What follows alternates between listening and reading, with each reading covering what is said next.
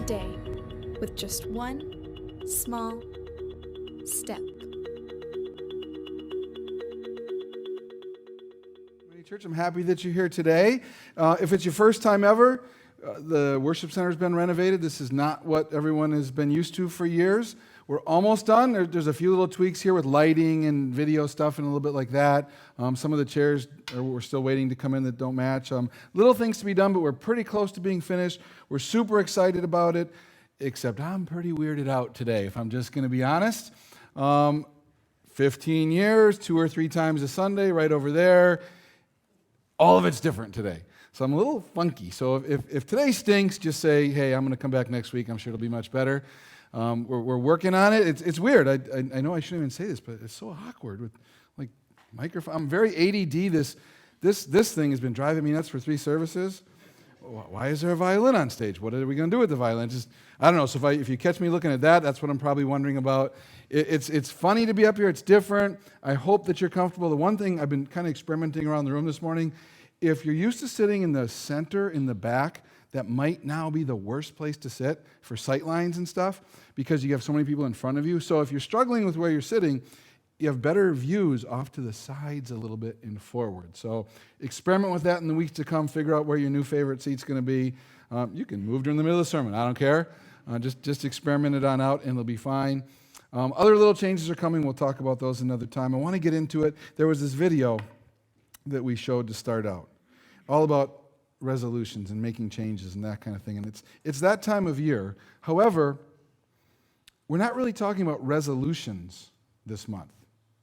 You'll see the word up there, but we kind of played with that a little bit. It's not a resolution that we're going to be talking about. Instead, that for us means regarding a solution. Resolutions are nice. Things can get a little better with resolutions, but they're not solutions to what really bothers you in life. It doesn't really change your whole life. And I'm hoping through this month, you'll be inspired to really change and that your life will be more fulfilling as we go through this together. That's the dream. Now, as I say that, how many of you have set New Year's resolutions this year? Go ahead. What? Come on now. Wow, last service people not into the resolutions apparently, huh? Sleep in, go to church late, make no resolutions for me. I'm kind of that way. I don't normally make resolutions. It's not that big of a deal to me, but I know a lot of people do it. I did have one in 2016. I had a resolution in 2016. It was to lose 10 pounds. Well, that goal's been extended now into 2017, and I only have 15 left. It's a work in progress. Yeah, but the good thing is I did learn how to prepare tofu while I've been having this goal. Throw it in the trash and grill some meat, right? Even if you don't have specific resolutions. Hopefully you've thought a little bit about the new year and maybe little things you want to do differently as the year goes on. Hopefully you've thought about it a little bit. This is really the season of self-improvement. You see it everywhere in TV commercials. It's just what everyone's talking about, self-improvement. It's a time of year when people think about that. Health clubs, vitamin shops, churches, financial assistance places. Boom, everyone goes in January. Everyone's thinking about making a better life for themselves. I got to get my finances in order. I got to get the church thing right. I got to get in shape. It's not a bad thing. It's good sometimes to stop and reevaluate your life choices and maybe do some things that are more healthy. Think about what you're eating or what you're not eating, all that stuff. Get out of debt. Those are good things. But basically, for lots of people, this whole month, or at least the first part of the month, we end up focusing on ourselves. That's what our society, that's our culture, that's what we're supposed to focus on. That's what you see everywhere. What about me? Becomes the question. What about me? What should I do about me? How do I make a better version of me? How do I get slimmer, stronger, smarter, out of debt? What about me? And those things can be good, like I said, but for us the next few weeks, I want to try to focus your attention on something bigger, something better, a broader question. And it's going to be a little bit threatening today. It's a tough question. It's going to be a little bit threatening. You might be a little disturbed by my question that I'm going to ask, but I think it could be a good thing. Now, in that opening video, the woman said, and I quote, "The more difficult the journey, the more rewarding the destination." Well, maybe. And then she said, it can all start today with a step. And I don't agree with that. I think it all starts today with a question. And to introduce the question, I'm actually going to do something we don't normally do here. I'm going to read a whole book, a whole chapter of the Bible to you this morning. A whole chapter, an entire chapter. It's from the book of Nehemiah. We're going to go through the whole chapter. It's not what we normally do, but I think it's going to fit perfectly for today. Nehemiah was actually a Jewish person. He's a regular guy, but he does this extraordinary thing. And the Jewish people valued his story, his experience so much, they saved it. They preserved it. They shared it. Became part of the Jewish scriptures. Now this guy, Nehemiah, he's living in Persia, and he's essentially working for this king as his cupbearer. And what we're about to read is his journal, really. He's keeping a journal, and we're going to be a little bit like voyeuristic and look into his journal. But it's an ancient historical document. It's been saved through history, protected by the Jewish people, and then added into the Bible. So it's been part of our Old Testament scriptures from the beginning. That's important to know. And also important to know is a tiny bit of historical background. I know that lots of you probably aren't into history, but I think this will make it more meaningful. In about 600 BC, the Babylonians invaded, conquered the Israelites, and took them to Babylon as slaves. That's kind of what they did back then. You'd get conquered, and then you had to be a slave to whoever conquered you. If you've read in the Old Testament the book of Daniel, the story of Shadrach, Meshach, and Abednego, they're part of that. They're part of these people that get taken off. And they're taken off into slavery, into exile for 70 years. While they're there, these Babylonians are kind of kings of the world. But as things go, that doesn't last. The Persians come in and conquer the Babylonians now. Now the Persians are in charge, and they're left with all these Israelites. And Cyrus the Great, king of the Persians, says, I don't want all these Israelites around. We didn't capture them. Let's send them back. Let's get rid of them so we don't have to deal with all these extra people. So they send them back. Years and years pass, and these Israelites are trying to kind of reestablish their nation and reestablish their economy and their laws and all that stuff. That's what's going on for years and years. That gets us to where we are now. You've got this guy Nehemiah. His people have gone back to where they're from, and he has visitors that come, and he wants to know, how is it going there? That's where we'll pick it up. Any questions so far? It's a whole new room. We could do question and answer sermons now. All right, I'll keep going. I got stuff. Nehemiah 1:1. Here we go. These are the memoirs of Nehemiah, son of Hakaliah. In late autumn of the 20th year of King Artaxerxes' reign, I was at the fortress of Susa. That's some cool stuff. Here's why. This is history. It's not a fable. We're not talking about Paul Bunyan or something here. This is a real guy, and it's history. It's not some fanciful tale. It's a real person and his experience, not once upon a time. Susa was the capital city of the Persian Empire. So it's a big-time place. A normal guy's living there. He's serving the king. Even this king, Artaxerxes, he's real. If you look it up in history, he was king for about 50 years. So it'd almost be like someone who was Abraham Lincoln's assistant, and you're reading their journal. That's what we're doing here. We're reading this king's assistant's journal. He continues. Hanani, one of my brothers, came to visit me with some other men who had just arrived from Judah. I asked them about the Jews who had survived the captivity and about how things were going in Jerusalem. They said to me, things are not going well for those who return to the province of Judah. They're in great trouble and disgrace. The wall of Jerusalem has been torn down. The gates have been burned. Nehemiah wanted to know how it was going back home, and it wasn't going well. That's what he hears from his brother and his friends. Thousands of people had returned to Jerusalem after this exile, and they're messing it all up. They've been there for years and years, and it's all falling apart. And Nehemiah, he's miserable with the news. Listen, in the 4th verse. When I heard this, I sat down and wept. In fact, for days I mourned, fasted, and prayed to the God of heaven. Nehemiah is heartbroken. He was so hopeful that they were able to go back and reestablish their nation, and they were happy to live there and all that stuff. He was so hopeful for his people, and instead he hears this horrible news. What he could have said was, well, it's a long, hundreds of miles away. I'm here in Susa working for the king. I can't really do anything about it. That would have been a kind of a normal comment. Like maybe this week, if you heard about the tragedy in Fort Lauderdale. Oh, it's horrible. Someone just went into an airport and shot people for no reason. It's horrible. But what are you going to do about it in Ripon, right? He could have said the same thing possibly. I live in Susa. But instead, he takes a whole different angle at this. Listen to what he says next. Then I said, O Lord, God of heaven, the great and awesome God who keeps his covenant of unfailing love with those who love him and obey his commands, listen to my prayer.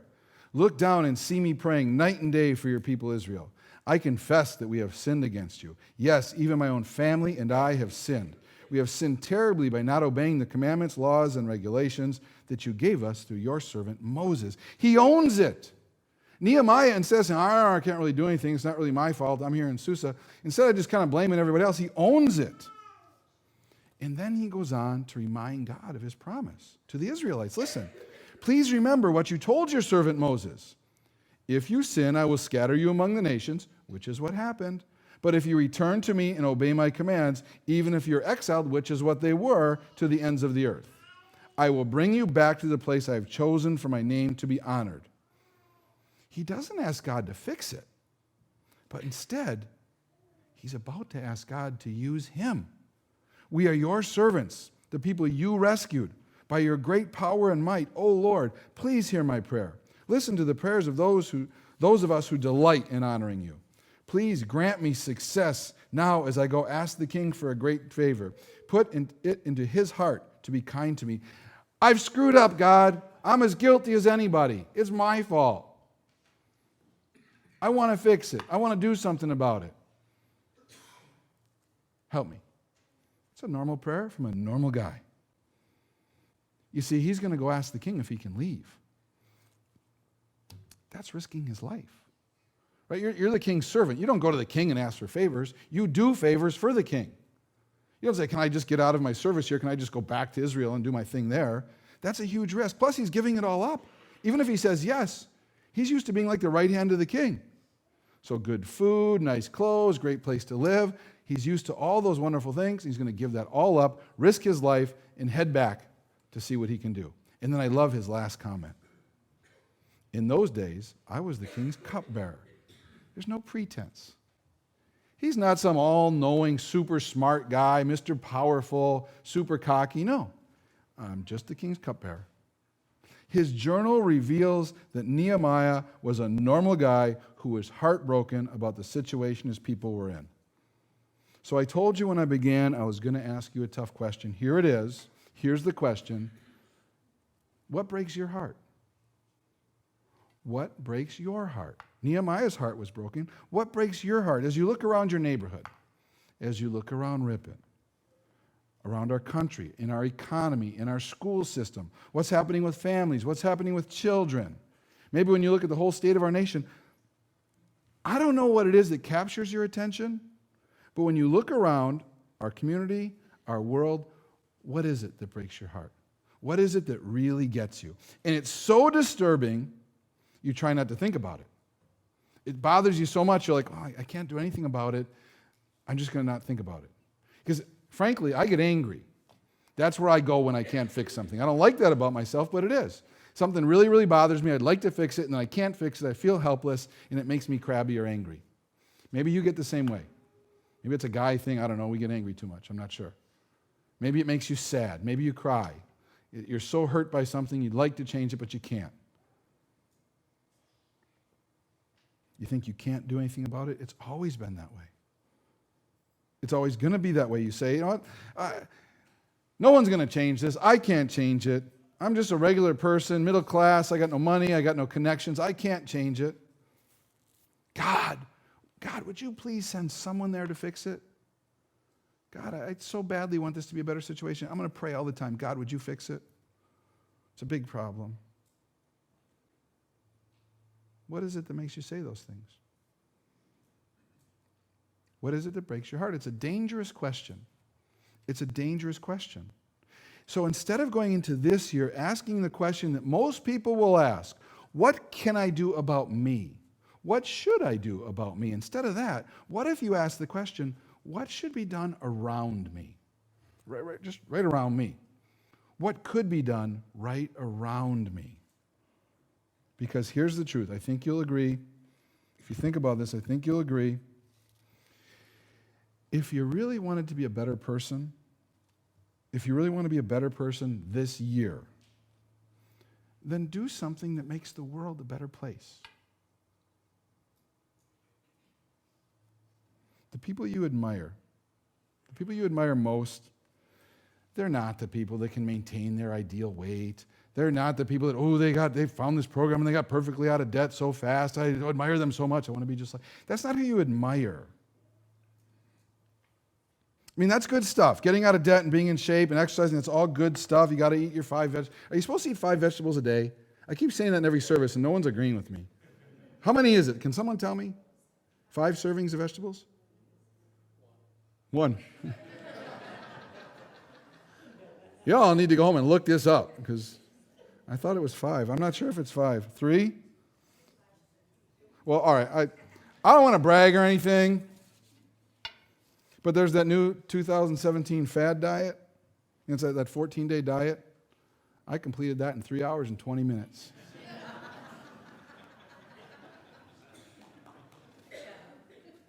All right, so maybe y'all need to go eat some vegetables. I don't know. But that's not going to inspire anybody. No one gets inspired. What inspires me, the people I'm grateful to and grateful for, are the people that make the world a better place.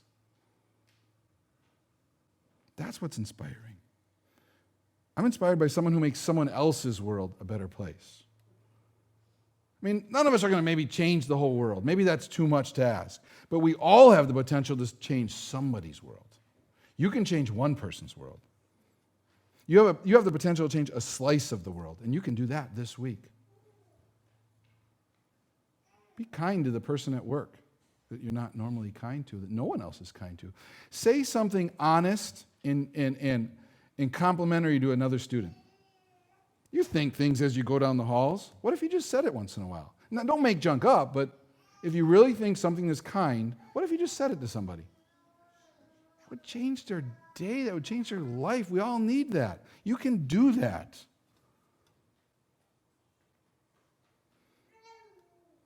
Do you want to change things or do you want to blame things? That's really what it comes down to. People who blame things, you know this, people who blame things, they don't change anything. They don't.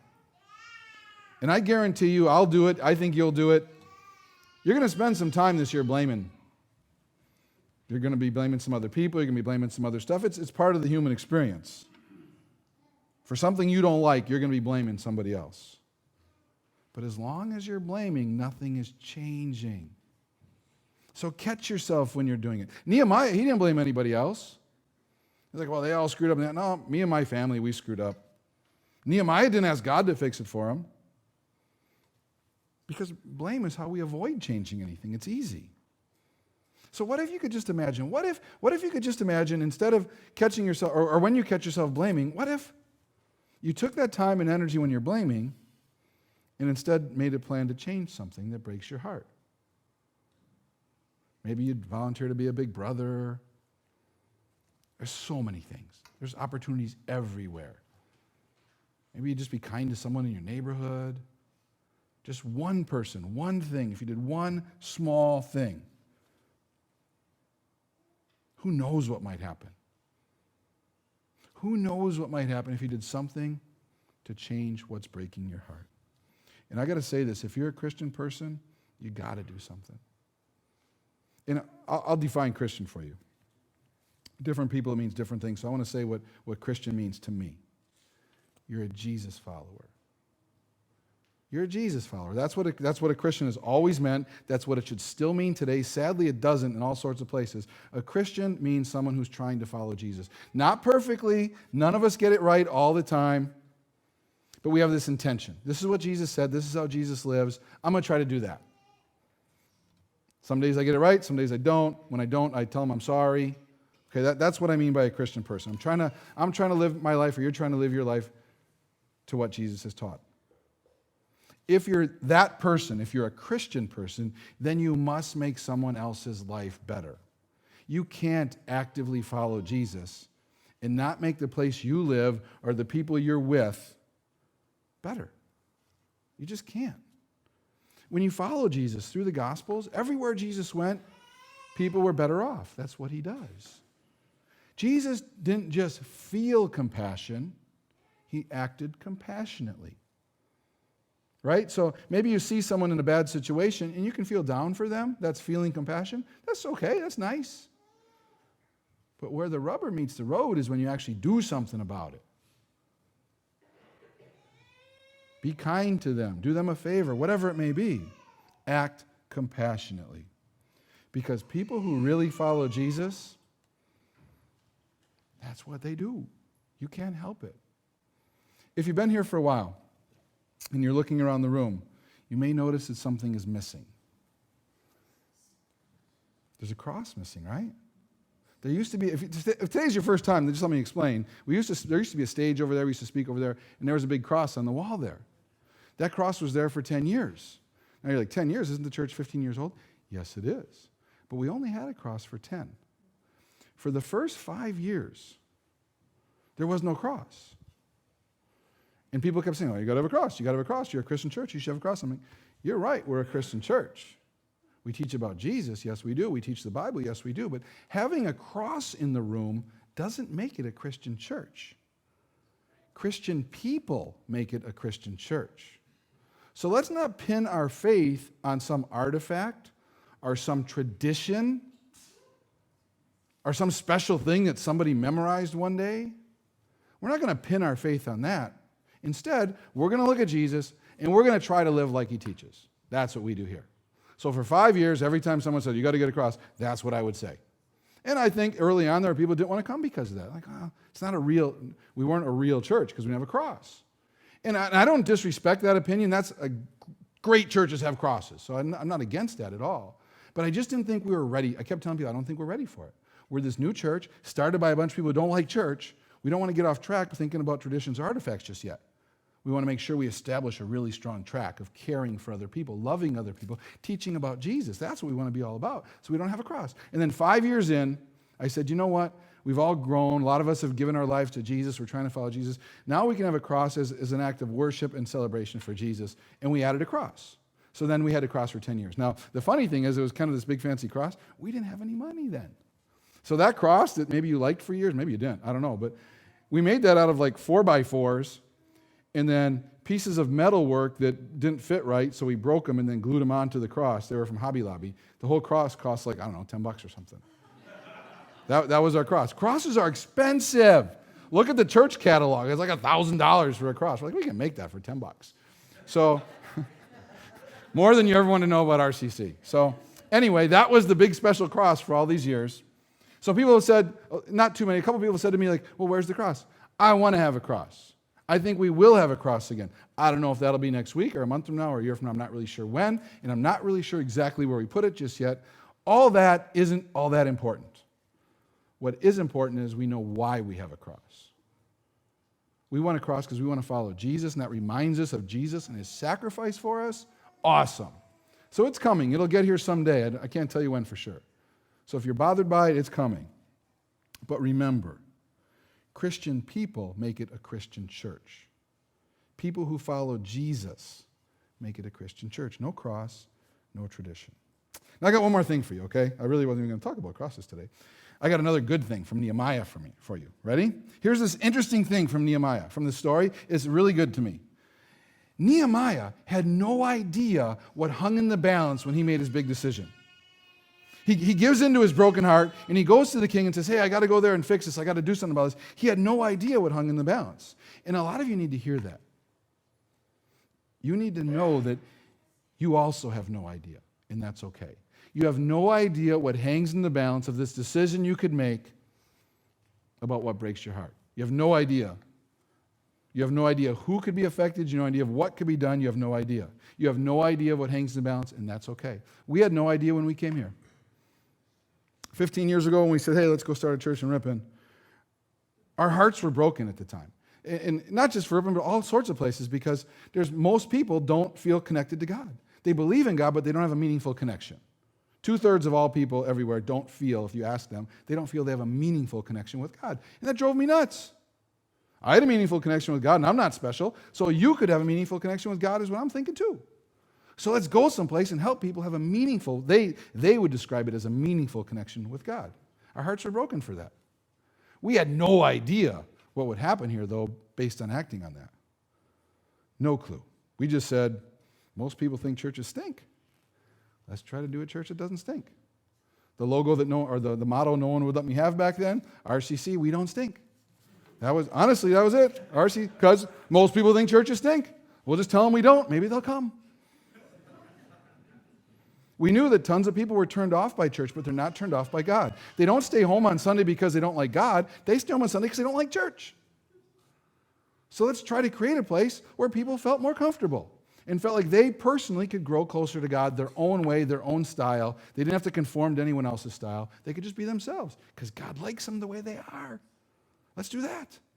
It broke our heart. The kids, little kids who go to church for years and years, 10 years or more, and then finally be old enough to make their own decision. Like they're like 16 or 18 or whatever. They go to college and they go, I don't want to go back to that anymore. I hated that the whole time. They made me go.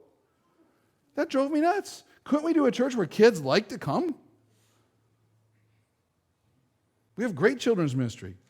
Couldn't we do a church where teens like to come? Get this. This is going to blow your mind. We have 70 teenagers and a whole bunch of adults off at a teen retreat right now. Teens from this church, 70. That chose. I mean, they got they got sports, they got their jobs, they got all their stuff going on, school, and yet they go, wow, we're going to go to this retreat. All on their own, they chose it. No one made them. It's super expensive. The parents had to pay for it. They chose. What if we had no student ministry here? What if it never happened? Where would those 70 kids be right now? What if you don't do what God's calling you to do? Don't think about what could happen if I do it. Think about what happens if you don't do it. If God's saying, go be kind to that kid at the locker next to you, and you don't do it, what happens to them? Maybe they needed you. They needed one kind comment to change their world. And you were the one assigned to give the comment, and you backed off. What if you don't do what God's calling you to do? What if we hadn't done this? Starting a church is a lot of work. What if we didn't? What if the group of people at the beginning who said, we'll jump on board with that, we'll help with that, what if they didn't? They said, we'll try it even if it fails. We'll do it with you. What if they didn't? I didn't make any promises. I just said, most churches all fail. We'll probably fail, but jump on board anyways. It'll be fun. Give it a few months. If you don't like it, no questions asked. You can just leave. That was my big pitch. I'm such a great salesman. Honestly, that was the pitch. It was September, right? Stick with me to the end of the year. If you don't like it at the end of the year, just tell me you don't like it. That's all I need to. You don't got to even tell me why. And they said, okay, we'll do it. Because their hearts were broken for people that didn't have a good connection with God. They jumped on board. They had no idea what hung in the balance. Neither did I. And as I say that, I want to be really careful because that little group of people or myself, we could look like we're taking too much credit. There is no credit. There's an important concept I want you to learn today. So if you've been daydreaming, come on back with me because here's the concept. This is core biblical and theological teaching. If you decide to go to seminary today, they're going to teach you this on day one of seminary. God created the world, and they use a Latin term, ex nihilo. God created the world from nothing. That's what God can do. There was nothing, and then he created the world, and he created people from nothing because he's God. He's all-powerful. So that's a really important concept. If you're going to understand the Bible, if you're going to understand God, you got to understand he can do whatever he wants, whenever he wants, from nothing. And that's different, right? Like a wonderful artist could take a lump of clay that I can't do anything with, and they can make a beautiful sculpture. Or they can draw a picture or make a painting if you give them a pencil and a piece of paper. I can't do any of that. So they have talent. God can do that from nothing. So there was nothing there, and then there's this beautiful thing. That's how God's different from people. So God can do anything through me or through you. We just say, okay, I'll try. I'll be the lump of clay. If God wants to start a church, if God wants to start a ministry, if God wants to help your neighbor, he can do it through you even if you're nothing.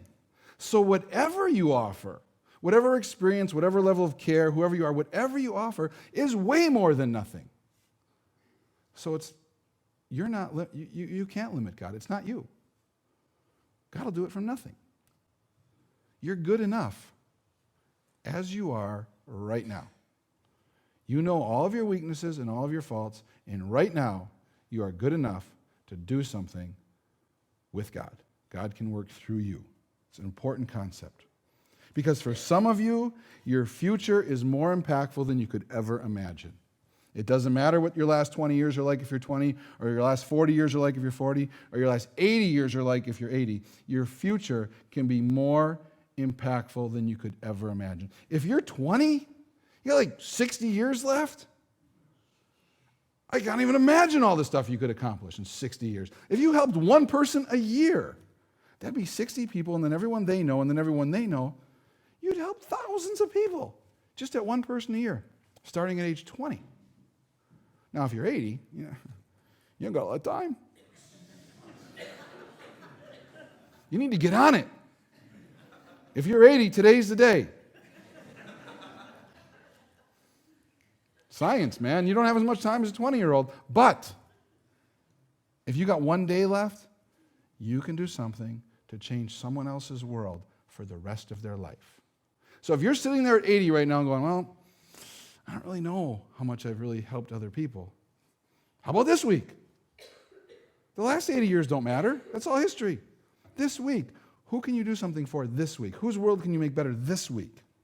Even if you're 80. You have no idea the impact you can have in the future. Even here at church. Like I talk about that first group of people, and then there's been other people, and then there's been other people doing amazing, like I said at Christmas, like 100 people served at Christmas. Maybe it's time for you to carry the torch. You know the Olympic thing where one person runs with the torch and they give it to the next person, and then they light the thing, right? You've seen that. It happens here at church all the time. People are involved, and then more people are involved, and more people are involved. The same people can't carry the torch forever. So maybe it's here at church, maybe it's outside of the church. What breaks your heart? You know, I mentioned youth group, student ministry. Aaron DeMaster, who's our youth pastor, his heart was broken for youth. 4 years ago when I hired Aaron, he's gone with the kids so I can talk about him. I should tell some Aaron jokes. 4 years ago, he had, I think it was 4 different offers for teaching jobs when he graduated college. And I said, how about if you come here and do seminary and work 10 hours a week, and then you can do some other jobs on the side to pay your bills? He said yes to that. What a nut. Who says, no, I'll turn down 4 full-time jobs, I'll take a 10-hour-a-week job, I'll find 2 other jobs, and I'll do seminary at the same time. His heart was broken for youth. And he did something about it. And sure enough, it took a little time, but it grew into a full-time job, and he's done a fabulous job here. But it's all because originally his heart was broken for the youth. He wanted to help kids know God better. There's so many people here. Kirk and MZ Yazel, they went on one of our church mission trips to Honduras. Their heart was broken there for people in Honduras. These wonderful, loving, caring people. They said, we're going to do something for these people. And now they are. They're doing all this amazing stuff. It's a ton of work. There's no glamour in it. Busting their butts. But their heart's been broken for people there. Amy Polash. For 4 years, Amy Polash directs the food pantry in town, if you don't know this. For 4 years, I walked around Ripon going, we need a food pantry. We need a food pantry. There's tons of hungry. Everywhere I go, I know about these hungry people. We got to help these hungry people. Someone do this with me. And I'm sort of crafty, so I had the whole business plan and all the organizational stuff all planned out. And I kept saying, I got a plan. I know where we're going to do it. I know how to do it. I know how to finance it. Like, boom, we're going to do it. And for 4 years, everyone was like, I ain't doing that with you. And then one day, I mentioned at church, and I said I needed someone to volunteer to lead it. And Amy Polash said, I'll do it. So I met with her, and I already knew her. I know her husband. They're wonderful people. And I met with her and said, okay, listen, it's going to be a ton of work, and there's no pay. You're volunteering, maybe full time. Now, eventually, if it all works, here's the plan. I think I'll be able to pay you, and it'll be a real job. But at first, there's no pay, zero. You're just going to work full time for nothing. She goes, okay. And she did it. Her heart was broken to help other people. And God blessed it, and it's gone great, and people have been fed thousands and thousands, and she's had a full-time job there for years now. It's gone great. But originally, it was because her heart was broken to serve other people. What breaks your heart enough that you're willing to do something about it? What breaks your heart enough to serve someone else in some way? What is it that breaks your heart? What is it that breaks your heart enough to give? Because right now you're sitting on your wallet or it's in your purse maybe. You probably want to keep what's in there. Because, there's this new shirt you got to get, or you got to get the new phone or upgrade your computer or whatever. You got a lot of stuff. All that stuff is not going to change the world at all. You're a Christian. If you're a Christian person, you should be serving others. You should be giving to others. That's just the way it is for Christian people. Because something breaks your heart so much, you have to give to it. And here we go. Parents, how much do your kids cost you? Pretty much everything, right? You know why? Because you love them. Whatever stupid doctor bill comes, you pay it, you take them where they got to go. Whatever it takes to make sure your kids are healthy and happy, you do it, you pay it, you spend the time because you love them so much. Your kids break your heart, and it shows in your time and in your pocketbook. Your Christianity should show in your time and your pocketbook as well. You should be giving like crazy. And if you think I'm some kind of shyster and I want it here, don't give here then. I always say that. Don't give here. If you think I'm trying to raise money for church, you're wrong. I'm trying to raise money to help people. So if you got people somewhere else you want to help, that's cool. Give somewhere else. I don't care. But you should check yourself. How much do you care about others? Are you serving them? Are you giving? Because this is how great things happen. People step out and do stuff that isn't normal. Take risks that aren't normal. This is a New Year's solution that's worth it. Because again, here's what you know and here's what I know. If you really want to be a better person, you got to make someone else's world a better place. Even just one other person's world a better place. And I know it. If I was you, I'd be sitting there going, man, I'm already so busy. You can do this within the context of who you are right now. Be kind to someone at work tomorrow. Be kind to another student tomorrow. Start with that. You can do that tomorrow. And then I want you to sit on this. I want you to let it stew a little bit. Think about what breaks your heart. Maybe you should be volunteering to coach something or take a kid fishing or be a big brother. There's so many things. What is it that really seems important to you? Maybe you want to volunteer at the food pantry. I don't know, youth group. There's opportunities everywhere. You just got to do the one that breaks your heart. That's how God gets stuff done. Different stuff has to break each person's heart. God gets everything done that way. You could be all into Honduras and someone else is all into India. Someone else is into feeding people. Someone else is into leading worship. That's how everything gets done. You got to know what you care about, and then you got to do it. You just do what you can with who you are. That's why I love the ending of Nehemiah so much. The ending of this first chapter. He just says, I was a cupbearer to the king. He keeps it real. He keeps it humble. You can do what he did. You can do this too. You can step out and do whatever it is you feel God leading you to do. And then whatever the results are of it, that's up to God. Your only thing was you had to say, I'm here. I'll try. I showed up. I showed up. That's all you got to do is just show up. So as I close, that's what I'll pray about. A couple of things. You can decide if you want to pray this, because maybe you don't. But I'm going to ask God to help me figure out what's breaking my heart. And then I'm going to ask him to help me actually show up and do something about it. So I'm going to pray that for me. I'll say the words for all of us, so if that's what you want to pray for yourself, bow your heads and you can pray along with me. Dear Lord, thank you for this historical example of Nehemiah. Thank you that his story has been preserved for us for all these years so that we can see, God, that you work through just regular people. That you can take a normal guy like him and do amazing things. Thank you for that story. Thank you for that inspiration. God, for myself and for everyone else here who's praying this with me right now, we ask you to be inspired the same way. Help us, God, figure out what breaks our heart. And then, God, give us the time, give us the energy, give us the care to step out and do something about it. I ask this in Jesus' name. Amen.